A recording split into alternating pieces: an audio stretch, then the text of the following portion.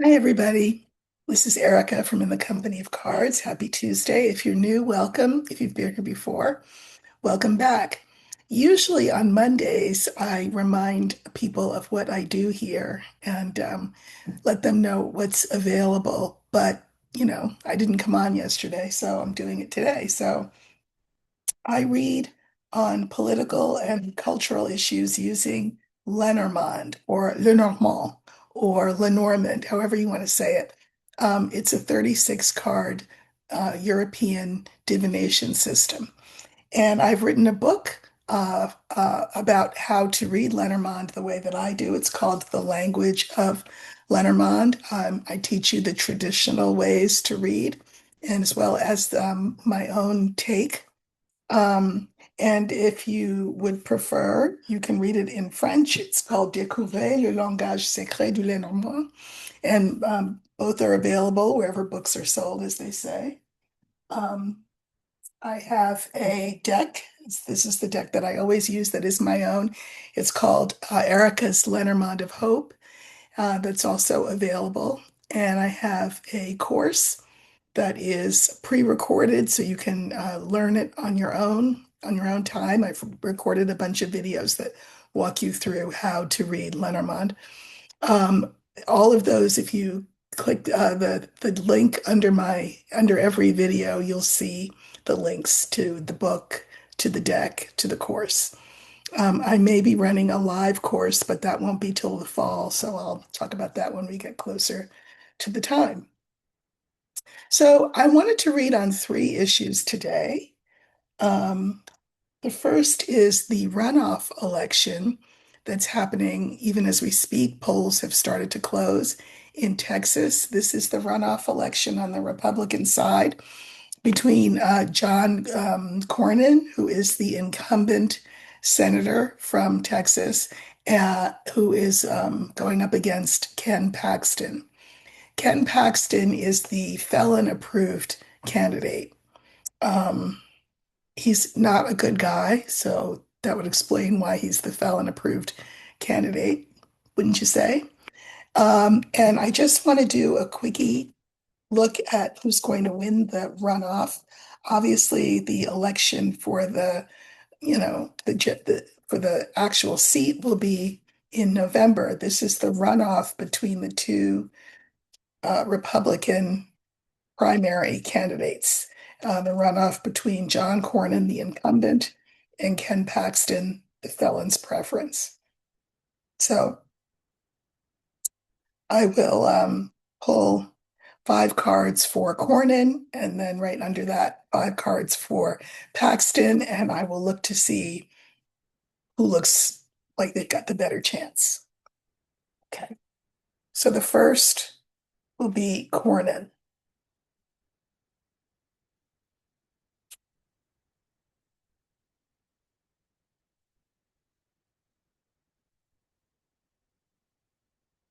and then the challenger Paxton.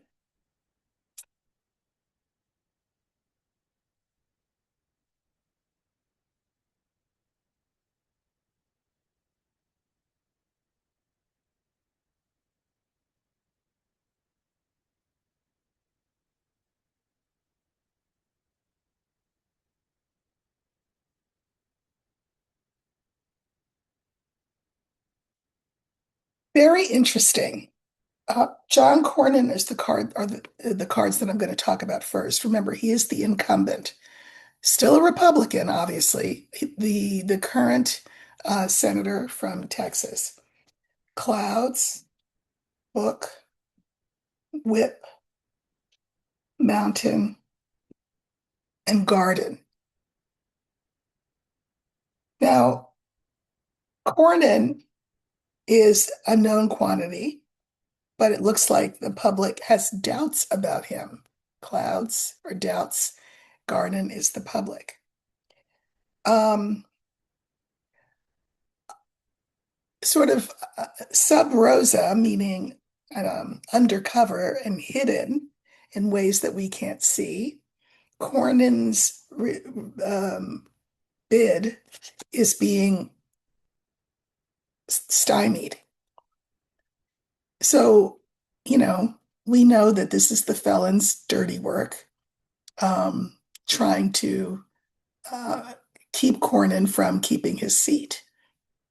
And in the center, we have the whip. And I think that that campaign against Cornyn has been very disciplined and, again, very sort of undercover. But it looks like it doesn't look good for Cornyn. Paxton, remember, is the felon approved candidate. If you read his history, you'll see. I noticed that my friend Marianne from Revealing Light first brought this to our attention. And if you say somebody's name, um, their full name, a little bio will pop up. But not only will a little bio pop up, news sources will pop up that tend to be um, right wing. You know, I always call the felon or the narcissist or whatever. I very rarely use that person's name just because, but all the more reason not to. So you may see something pop up about Cornyn or pop up about Paxton. This is the YouTube's new AI thing. They, ostensibly it is to help viewers be informed. So if I mention a name, look, they pop it right up and you can click the thing and find out all about the person.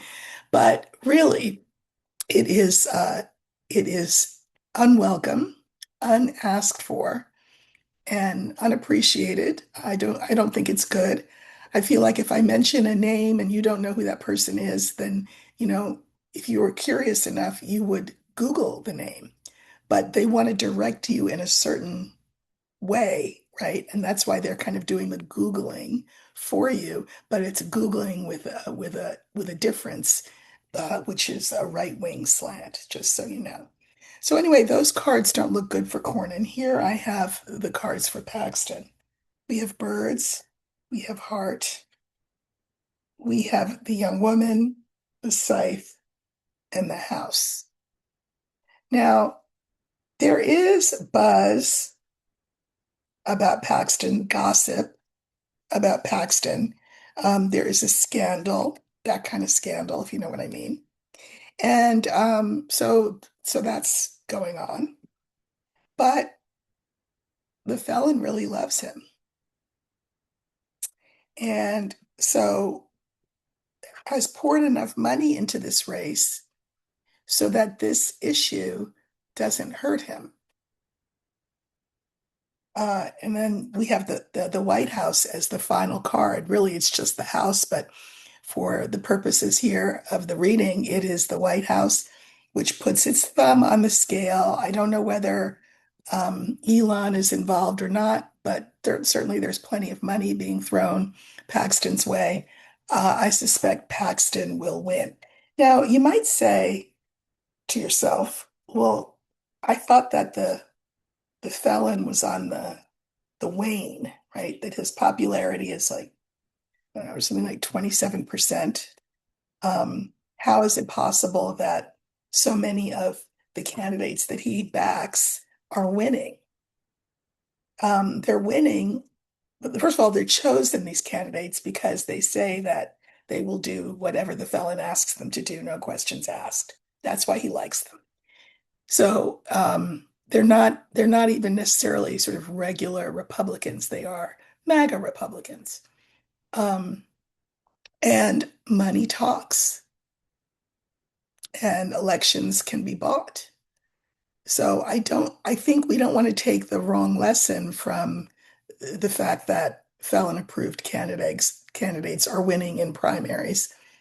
Um, the wrong lesson would be, oh, he maybe he's not as unpopular as we are being led to believe. No, he is. It's just that they have a lot of money to fling around. And remember that this is a primary election that we're talking about. I think that come November, it will be a very different story. Um, so, okay. The second thing I thought, this will be a short video today. The second thing I thought that I would talk about is the felon's health.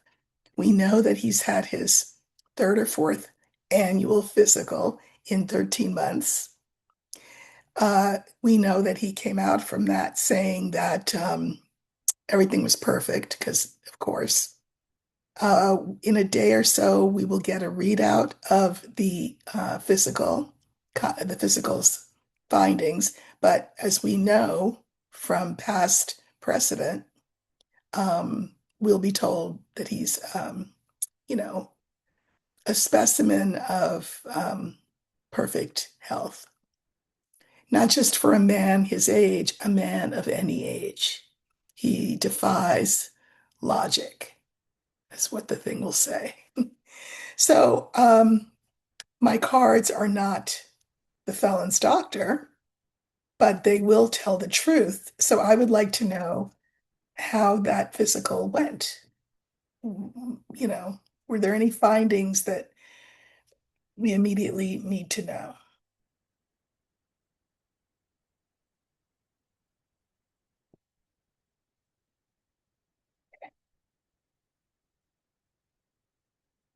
I'm going to use the tree because that's the card for health. And of course, we're looking at the felon's health.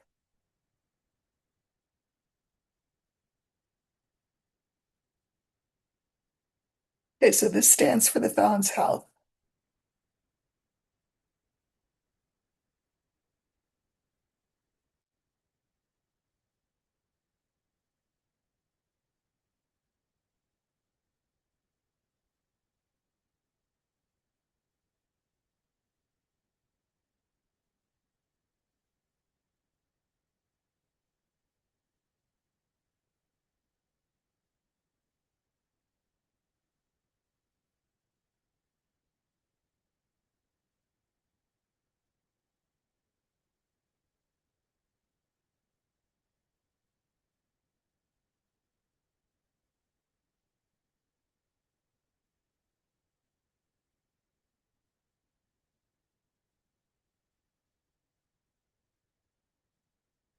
Hey, so look who shows up in his own reading.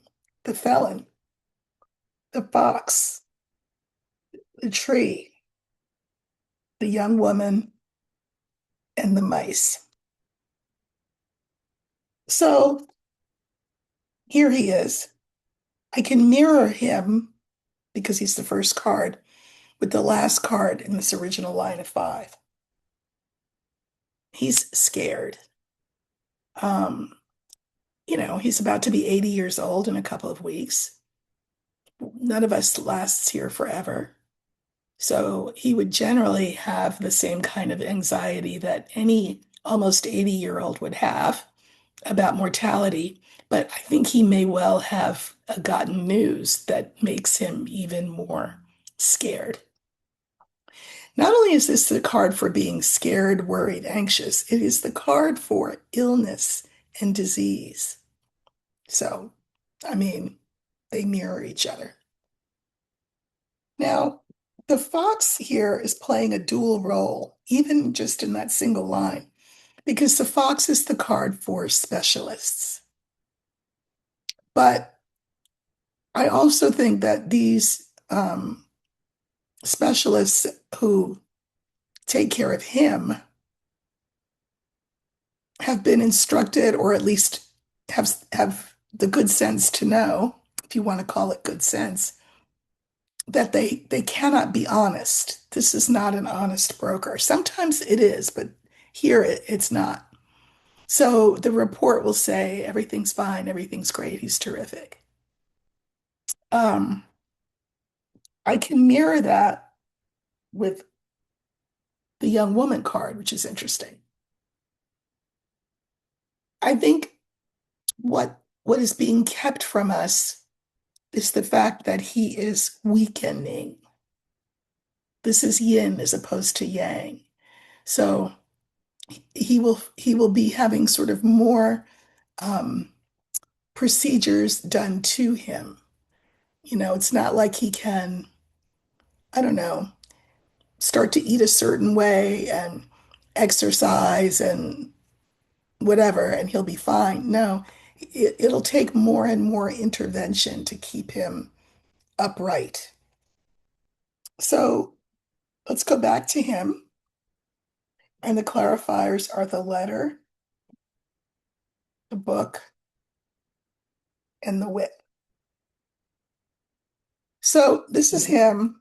I actually think, here's what I think, that in terms of the findings um, of this day of testing, I think he himself is not being told everything there is to tell because he can't take it. So I think certain things are being hidden from him. Um, and I also think he is not a good patient. He's irascible, difficult, won't do what he's told. Um, that's him. So then we have the fox, and the clarifiers are the moon, the house, and clover. This just speaks to the deception. Remember, I said this is both specialists, but it's also the card for deception. Um, the word out on him, the reputation, right, will be that he's just fine. This is be what's put out by the White House. And this also stands for his physical self, his body. He's fine, he's great. He's in the pink of health. Um, in the spring of his years, as opposed to the winter or the autumn of his years. We will get a lot of happy talk. Again, you don't need a reader to know that in advance because that's all we've ever gotten um, in health notices about him from the White House. But this is just happy talk. It's not true. It's just what he wants to believe and what he wants us to believe. In the center, we have the actual card for health, and the clarifiers are crossroads, young man, and star. So if this is his health, he wants to divert us from the actual facts of his health and have us, and say, don't look over there, look over here. And if you look over here, you will see that again, he is a specimen in the prime of life. Just, I mean, everyone should aspire to his height, his weight, his eating habits, his sleeping habits, because they broke the mold. That's what they want us to believe. And that he will go on forever and ever and ever and ever and ever. So, fourth card, remember, is this young woman. And the clarifiers are the scales, the bear, and then we have the other woman. So we have both woman cards just to emphasize the yin nature of things, the fact that he is the passive recipient of care as opposed to somebody who is, actively involved in his own health care and health decisions and things like that. Um, we know he's overweight. You can just look at him. They might say something like he needs to lose a few pounds, but they could just as easily say he's lost a few pounds, even though he hasn't.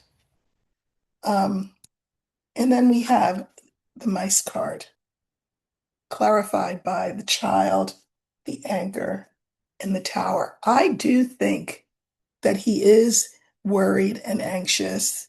I think that there has been some new finding, some new finding that just adds to the list of his woes, drags him down.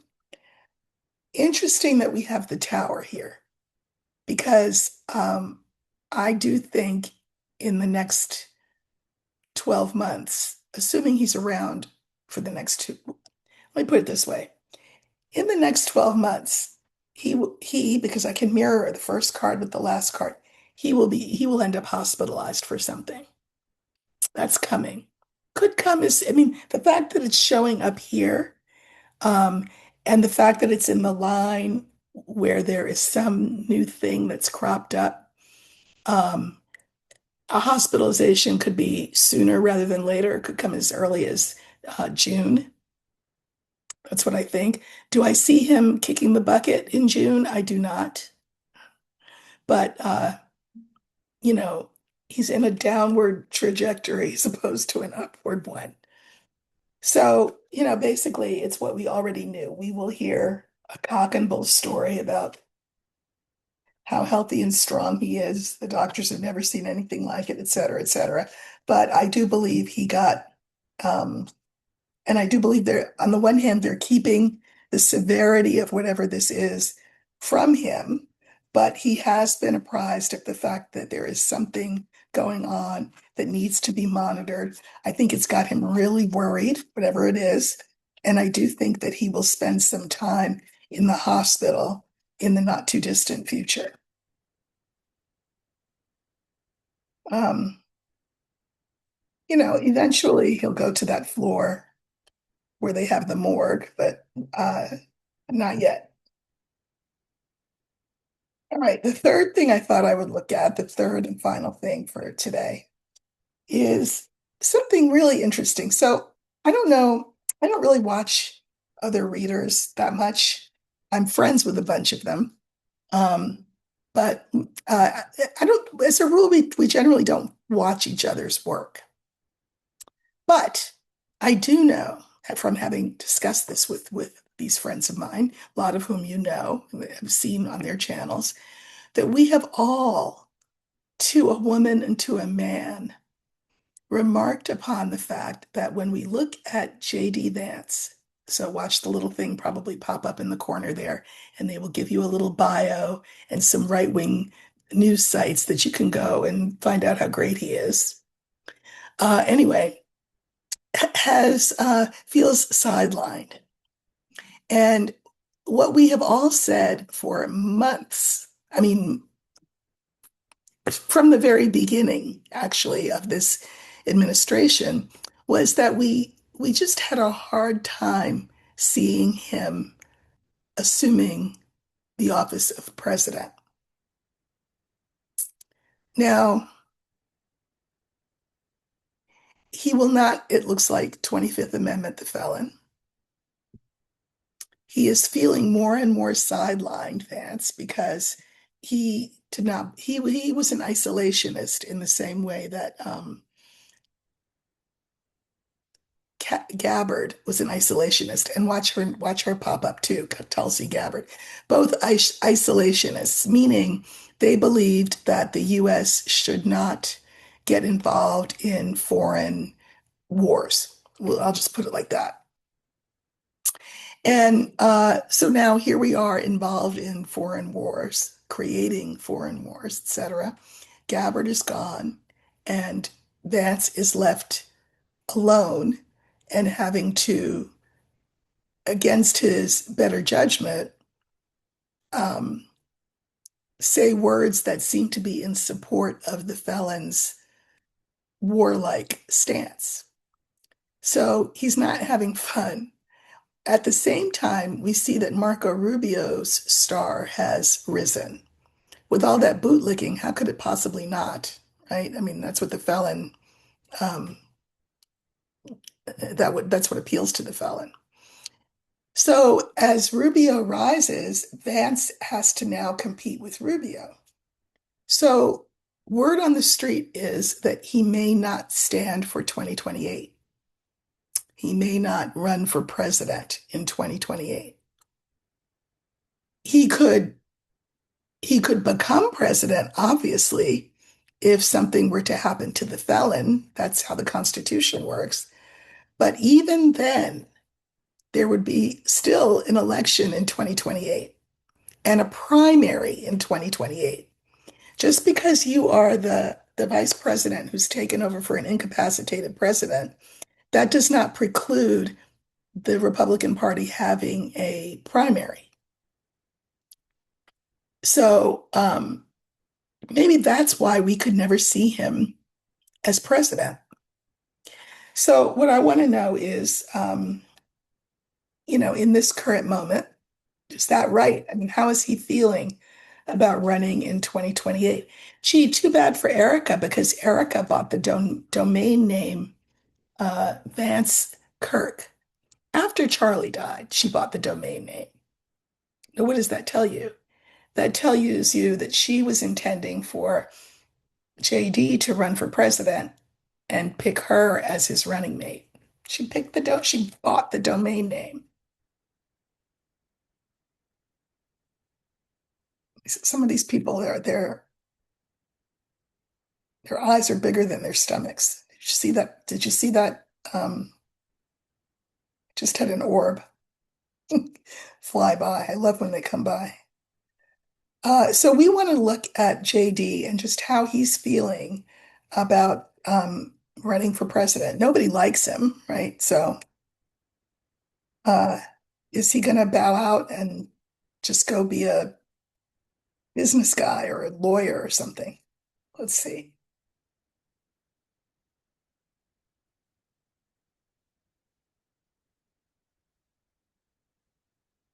And of course, the felon who doesn't like the idea of anybody succeeding him, but he does love um, pitting people against each other. So he quite enjoys watching the discomfort of Vance as as Rubio's star rises. So we're looking for the older man. No, we'll use the younger man for Vance.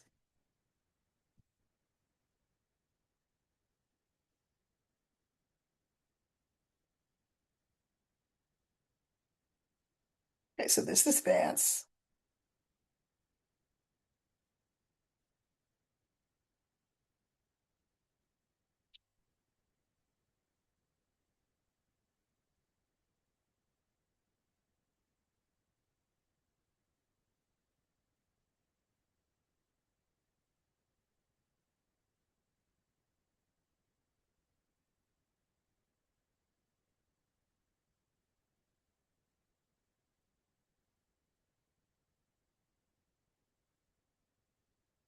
Okay, so we have the garden, we have the sun, we have Vance, we have the snake, and again the fox.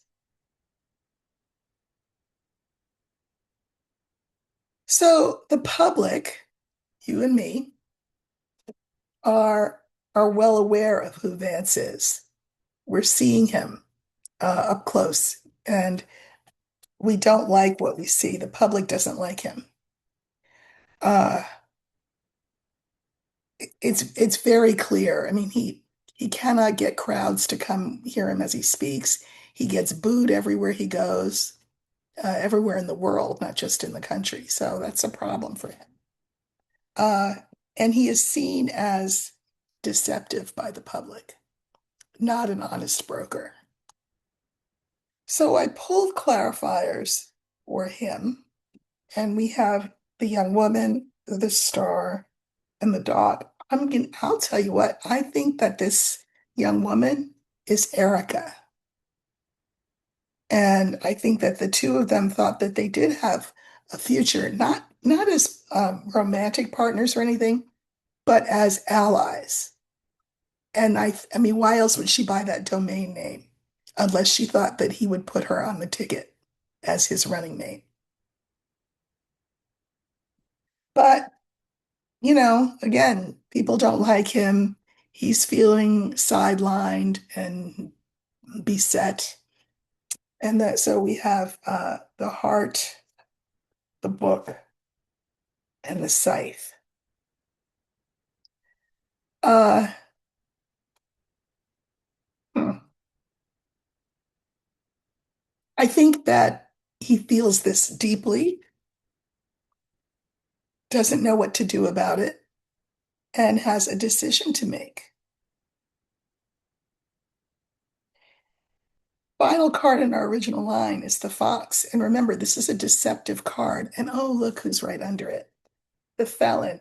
The felon, if the felon decides to back Rubio or someone else, he will have no compunction about throwing JD under the bus. He's already thrown JD under the bus many times. Um, and the other clarifiers are the key and the stork. So the only way that JD will choose to stay in the race is if the felon decides, okay, well, you've been loyal, so, you know, it's only right that you should succeed me. But with this at the head of the line, I just don't think he can be trusted, meaning the felon can't be trusted by JD. So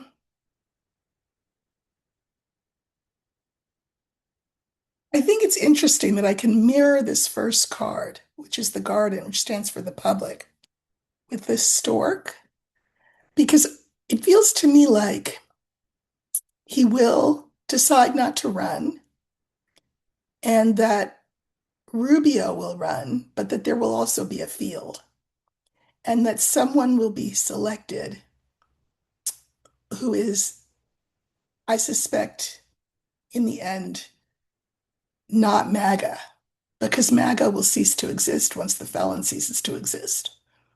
Yeah, I mean, you'll still have your hateful, racist, bigoted, homophobic, misanthropic, um, xenophobic people, voters. But I think that the Republican Party will pick someone whom the public will feel um, better about, and it will happen in a primary. And I don't think it will be JD. So we'll see. Okay, I wanted to remind you of two things. One is that my Substack article is up. I wrote it today. So go check that out. It's in the company of cards, or you can search my name, and it is free to read, as is all my work over there. So I would love it if you would go and subscribe. It's free to subscribe. And also, I want to remind you that tomorrow is Worldview 360. Lena will be back with us, and that is at 6 p.m. Pacific, 9 p.m. Eastern. It is live, so we'd love to have you join us over there. And well, let's see what happens with the Paxton uh, Cornyn race. I think that Paxton will win, but I don't think we should make more of that than we need to, because um, that it's just the primary. All right. I will see you tomorrow night when I'm here with Lena, and I hope everybody has a great Tuesday night. Take care.